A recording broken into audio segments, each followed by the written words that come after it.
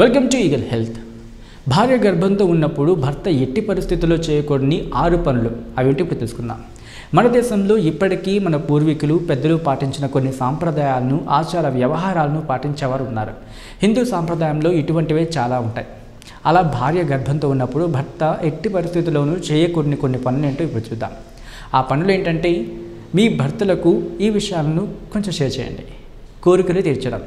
భార్య ప్రెగ్నెన్సీతో ఉన్నప్పుడు భార్య కోరిన కోరికలను తీర్చాలి. ఆమె అడిగిన విధంగా చేయడం వలన మంచి ఆయుష్తో బిడ్డ జన్మిస్తాడని, అలాగే భార్య కూడా ఎంతో హ్యాపీగా ఫీల్ అవుతుంది. ఈ విధంగా చేయకపోతే దోషం కలుగుతుందని మన ఆచారాలలో ఉంది. రెండవది, శవాన్ని మోయకూడదు. ఎస్, నిజమే.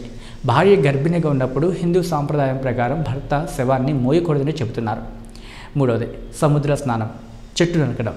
భార్య ప్రెగ్నెన్సీతో ఉన్నప్పుడు భార్య సముద్ర స్నానం చేయడం, చెట్టు నరకడం చేయకూడదని చెబుతున్నారు. ఎందుకంటే సముద్ర స్నానాలు చాలామంది చేస్తుంటారు కాబట్టి అరిష్టమని, చెట్టు నరకడం వలన కుటుంబంలో కలహాలు వస్తాయని అంటారు.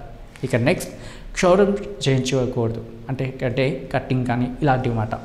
మీరు నమ్ముతారో నమ్మరో తెలియదు కానీ భార్య గర్భం దాల్చిన 6 నెలల తర్వాత భర్త క్షౌరము చేయించుకోరాదని మన పెద్దలు చెబుతుంటారు. కానీ ఈ రోజుల్లో చాలా తక్కువ మంది ఫాలో అవుతున్నారు. మీరు చూసారో లేదో, పల్లెటూళ్ళు ఎప్పటికీ భార్య గర్భం దాల్చిన తర్వాత ఈ విధంగా చేస్తుంటారు. కానీ చాలామందికి అలా ఎందుకనేది తెలియదు. ఇక నెక్స్ట్, గృహప్రవేశం చేయకూడదు.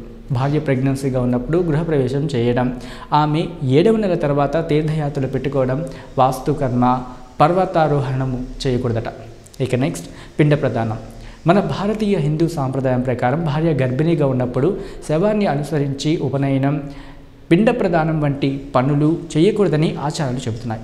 ఈ వీడియో కనుక మీకు నచ్చినట్లయితే లైక్ చేయండి, కమెంట్ చేయండి, షేర్ చేయండి. మరిన్ని అప్డేట్స్ కోసం సబ్స్క్రైబ్ చేయండి. Keep watching eagle health.